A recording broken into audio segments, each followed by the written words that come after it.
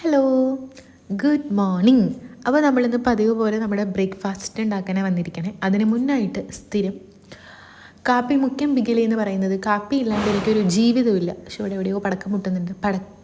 അത് പടക്കം പൊട്ടണമായിരിക്കില്ല, കോഴീനെ കാക്കേനെ ഓടിക്കാൻ വേണ്ടിയിട്ട് ആരോ പൊട്ടിക്കണേണെന്ന് തോന്നുന്നു. അപ്പോൾ കാപ്പിക്കൊന്ന് ഓൾറെഡി ചൂടുണ്ടായിരുന്നു. സോ അതുകൊണ്ട് ഞാൻ ചൂടാക്കാൻ നിന്നില്ല. അപ്പോൾ കാപ്പിയൊക്കെ കുടിച്ചിട്ട് ഉഷാറായിട്ട് നമ്മുടെ സംഭവം തുടങ്ങാമെന്ന് വിചാരിച്ചു. ഹലോ, അപ്പോൾ ഇന്നൊരു ഡേ ഇൻ മൈ ലൈഫായിട്ട് വന്നിരിക്കുന്നത്. ഞാൻ കാപ്പി കുടിച്ചു. ഇന്ന് ബ്രേക്ക്ഫാസ്റ്റിന് നമ്മൾ ഇടിയപ്പവും മുട്ടക്കറി ഉണ്ടാക്കാമെന്ന് വിചാരിച്ചുകൊണ്ടിരിക്കുകയാണ്. ഇടിയപ്പം ഉണ്ടാക്കിയിട്ട് കുറേ നാളായി.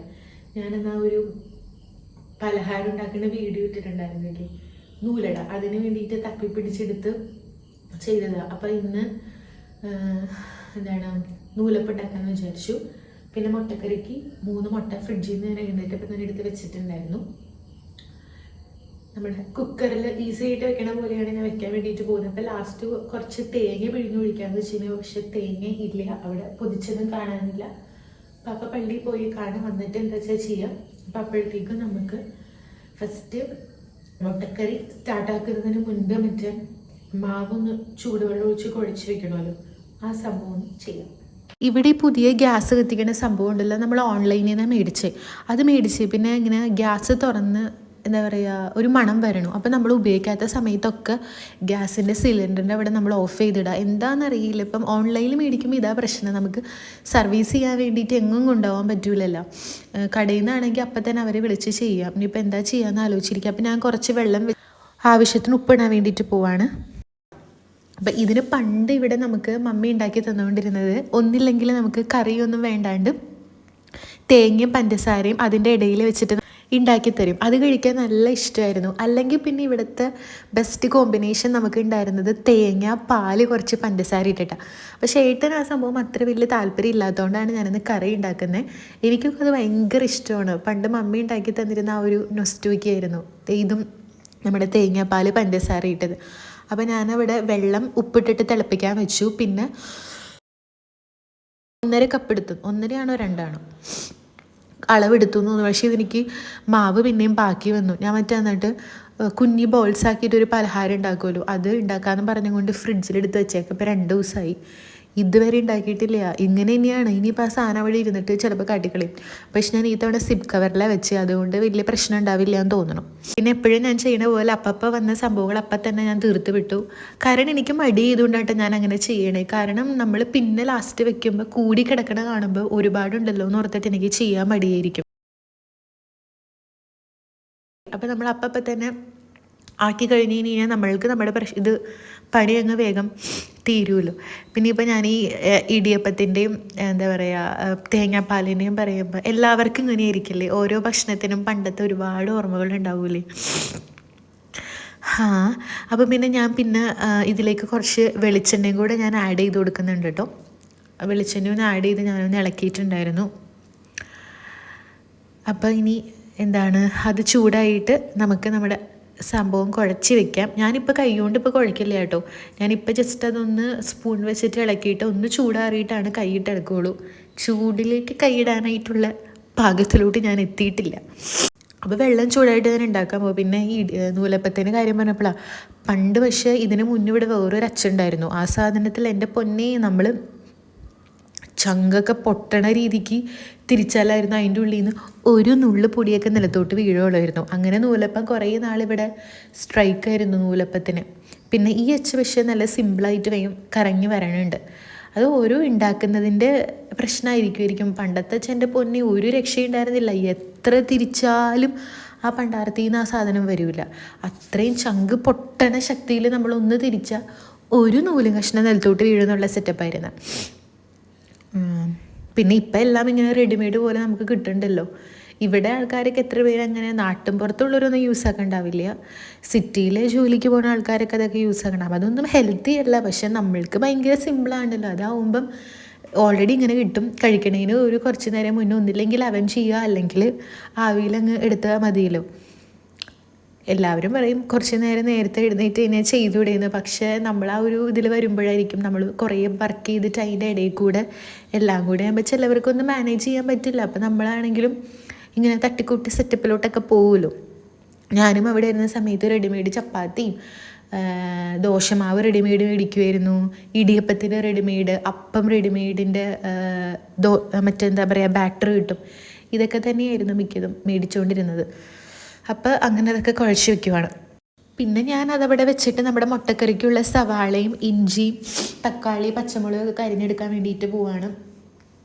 ഈ മുട്ടക്കറി ആകുമ്പോൾ ഭയങ്കര സിമ്പിളല്ലേ, അല്ലെങ്കിൽ മുട്ട വേറെ വേവിക്കണം, സവാളയും ഇതും വേറെ വഴറ്റണം, എന്തോ ഒരു സമയമാണ് പോണത്. ഇതാവുമ്പോൾ നമുക്ക് ഒറ്റയടിക്ക് കാര്യങ്ങളൊക്കെ കഴിയും. അപ്പോൾ ഏട്ടൻ ലാസ്റ്റ് വന്നിട്ട്, ഞാനത് വീഡിയോ എടുത്തൊന്നും എനിക്ക് അറിയില്ല, ഏട്ടൻ ലാസ്റ്റ് വന്നിട്ട് ഞാൻ മുട്ട വെള്ളത്തിലിടാൻ വേണ്ടിയിട്ട് പറഞ്ഞപ്പോൾ ഇതെന്താ നീ എല്ലാം കൂടി ഇട്ടിരിക്കണമെന്ന് പറഞ്ഞു. അപ്പോൾ ഞാൻ പറഞ്ഞു നമുക്ക് ഹാർഡ് വർക്കല്ല വേണ്ടത്, സ്മാർട്ട് വർക്കാണ് വേണ്ടത്. സത്യമായിട്ട് നമ്മളിപ്പോൾ ജോലിയിൽ പുറത്ത് നമ്മൾ വെളിയിൽ പോയിട്ട് വർക്ക് ചെയ്യുമ്പോഴാണെങ്കിലും എനിക്ക് പേഴ്സണൽ എക്സ്പീരിയൻസ് ഉള്ളതാണ്. നമ്മൾ ചിലപ്പോൾ നമ്മളുടെ ഫുൾ എഫേർട്ട് എടുത്തിട്ട് ഭയങ്കര സത്യസന്ധമായിട്ടായിരിക്കും നമ്മൾ ആ ഒരു കമ്പനിക്ക് വേണ്ടിയിട്ട് വർക്കാക്കുന്നത്. പക്ഷെ അങ്ങനെ വർക്ക് ചെയ്യുമ്പോൾ അവർക്ക് കണ്ണി പിടിക്കൂല. എന്താണെന്ന് എനിക്കറിയാൻ പാടില്ല, സത്യസന്ധത ഈ ലോകത്തിൽ ഇഷ്ടമല്ലാന്ന്. പക്ഷെ നമ്മൾ എന്താ പറയുക ഭയങ്കര സ്മാർട്ട് വർക്കോടുകൂടെ കുറച്ച് ഊടായിപ്പെന്ന് വെച്ചാൽ എല്ലാവരും ഞാൻ എല്ലാവരും നല്ലതായിട്ട് എനിക്കൊരു പേഴ്സണൽ എക്സ്പീരിയൻസ് വന്നതാണ്. കുറച്ച് കള്ളത്തരങ്ങളൊക്കെ ചെയ്ത് അതേസമയം നമ്മൾ കുറച്ച് സ്മാർട്ടായിട്ട് അങ്ങനെ വർക്ക് ചെയ്ത് കഴിഞ്ഞാൽ അവർ പക്കിയാണ്. അപ്പോഴാണ് അവർക്ക് നമ്മൾ ഭയങ്കര ആത്മാർത്ഥമായിട്ട് വർക്ക് ചെയ്യുന്നത് തോന്നുള്ളൂ. അതേസമയം നമ്മൾ ഫുൾ 8 hours നമ്മുടെ ഫുൾ എഫേർട്ട് എടുത്തിട്ട് നമ്മൾ വർക്ക് ചെയ്താലും ചിലവരുടെ കണ്ണിൽ പിടിക്കില്ല. അതേസമയം എന്താ പറയുക കുറച്ച് കള്ളത്തരങ്ങളൊക്കെ കാണിച്ച് ഇടയ്ക്ക് വല്ല എന്തെങ്കിലും പരിപാടികൾ ഫോണിൽ സിനിമ ഇതൊക്കെ കണ്ട് ഇടയിൽ കൂടെ അവർ വരണ സമയത്ത് വർക്ക് ചെയ്ത് കഴിഞ്ഞ് കഴിഞ്ഞാൽ സൂപ്പർ, അവൾ ഫുൾ ടൈം വർക്ക് ചെയ്യണമെന്നൊക്കെയാണ് അവർ പറയുക. എനിക്ക് പേഴ്സണൽ എക്സ്പീരിയൻസ് ചെയ്തിട്ടുള്ളത് ഇങ്ങനെയാണ്. നിങ്ങൾക്കും ഒട്ടുമിക്ക ആൾക്കാർക്കും ചിലപ്പോൾ അങ്ങനത്തെ ഒരു എക്സ്പീരിയൻസ് ഉണ്ടാവും. അങ്ങനത്തെ ഒരു സൊസൈറ്റിയാണ് ഇതെന്ന്. അപ്പോൾ എപ്പോഴും ഞാൻ പറയും എന്തെങ്കിലും ചെയ്യുമ്പോൾ ഹാർഡ് വർക്കല്ല സ്മാർട്ട് വർക്കാണ് വേണ്ടത്. പിന്നെ ഇതിനിടയ്ക്ക് എൻ്റെ മുട്ടക്കറിയൊക്കെ സെറ്റായിട്ടുണ്ടായിരുന്നു കേട്ടോ. ഞാൻ ഒരു അരമുറി തേങ്ങ പിഴിഞ്ഞു, അത് ഒരു 1-ാം പാലും 2-ാം പാലും ഒന്നും ആക്കിയില്ല, ഒറ്റയടിക്ക് പാലാക്കിയിട്ട് അതിനുള്ളിലേക്ക് ചേർത്തു.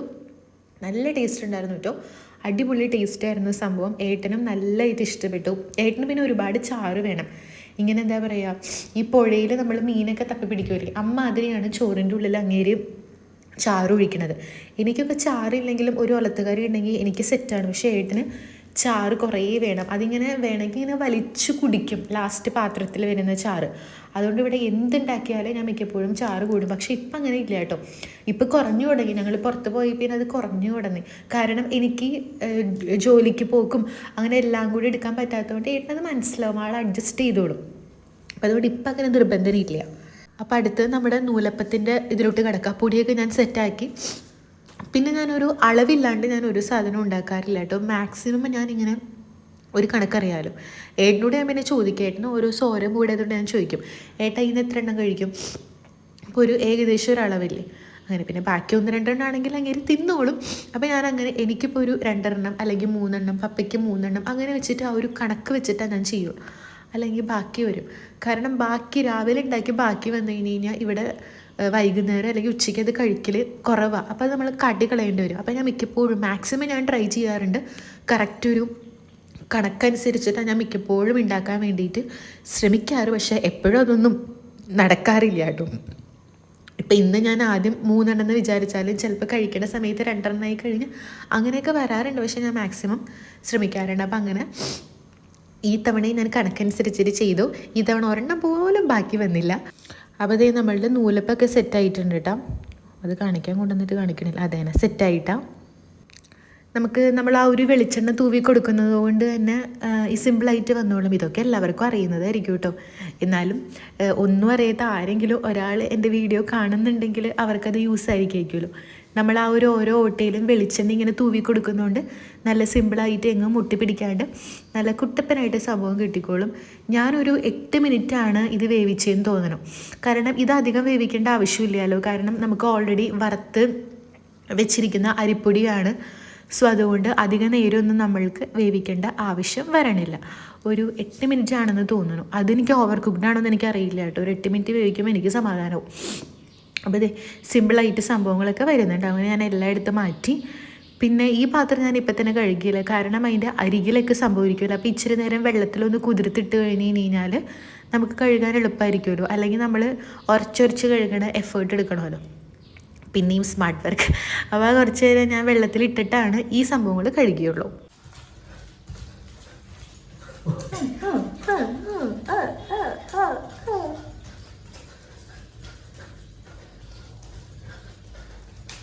ഞാൻ പറയട്ടെ കുറച്ച് കാര്യങ്ങൾ.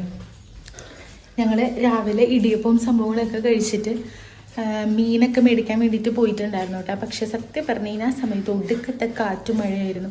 അതുകൊണ്ട് ഒന്നും എടുക്കാൻ പറ്റിയില്ല. അപ്പോൾ ക്യാബേജൊക്കെ ഞാൻ പിന്നെ ഇപ്പം മീനിന് വില കുറഞ്ഞല്ലോ. അപ്പോൾ നമ്മൾ ചാളയും അയിലൊക്കെ മേടിച്ചിട്ടുണ്ടായിരുന്നു. അപ്പോൾ പപ്പ അത് അയിലിപ്പോൾ കറി വയ്ക്കാൻ വേണ്ടിയിട്ട് പോകുന്നുണ്ട്. ചാള നമ്മൾ ഫ്രിഡ്ജിലോട്ട് തട്ടി, പിന്നെ പപ്പ അത് കറി വയ്ക്കും. ഞാൻ ക്യാബേജ് കറി ഒലത്താൻ വേണ്ടിയിട്ട് അടുപ്പത്ത് വെച്ചിട്ടുണ്ട്. അപ്പം അത്രയൊക്കെ ഉള്ളൂ. ഏട്ടൻ പിന്നെ ഇത് ഇവിടെ കിടന്ന് എക്സസൈസ് ചെയ്യുന്നതാണ് സുഹൃത്തുക്കളെ.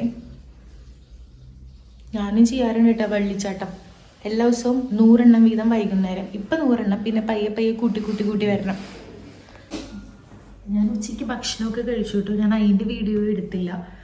ഭയങ്കര മഴയാണ് പുറത്ത്, അതുകൊണ്ട് ഭയങ്കര തണുപ്പല്ലേ. അപ്പോൾ ഒന്നും ചെയ്യാൻ തോന്നണില്ല. എന്താ പറയുക, ഭയങ്കര മടിയാവണം, ഭയങ്കര ഉറക്കം വരുന്നു, ഭയങ്കര തണുപ്പല്ലേ മഴ ചെയ്തുകൊണ്ട്. അപ്പോൾ വൈകുന്നേരം ഒരു പലഹാരം ഉണ്ടാക്കണമെന്ന് വിചാരിച്ചിട്ടുണ്ടായിരുന്നു. പക്ഷേ പപ്പ ചക്കട ഉണ്ടാക്കാൻ വേണ്ടിയിട്ട് ഇല കൊണ്ടുവന്ന് വെച്ചിട്ടുണ്ട്. അപ്പോൾ അതുമില്ല. അപ്പോൾ ഇന്നൊന്നും ഞാൻ അതുകൊണ്ട് ഒരു തളർവ് നൊടിഞ്ഞ വ്ളോഗായിപ്പോയി. ഒന്നും ചെയ്യാനില്ല. രാവിലത്തെ ഒരു ഇത് മാത്രമേ ഉണ്ടായിരുന്നുള്ളൂ. ഞാൻ ക്യാബേജും കൂടെ വെച്ചിട്ടുണ്ടായിരുന്നു. ഉച്ചയ്ക്ക് മീനും ക്യാബേജ് തോരനുമായിരുന്നു. അതൊക്കെ കൂട്ടി കഴിച്ചു. ഇനിയിപ്പോൾ ഞാൻ കുറച്ച് നേരം ഫോണൊക്കെ നോക്കിയിട്ട് ഞാൻ മിക്കവാറും കിടന്നുറങ്ങും. നാളെ പക്ഷേ ഇങ്ങനെ ഇരുന്നാൽ പറ്റില്ല, എന്തെങ്കിലുമൊക്കെ ചെയ്യണം. അപ്പം ഞാൻ കുറച്ച് നേരം കിടന്ന് ഉറങ്ങട്ടെ.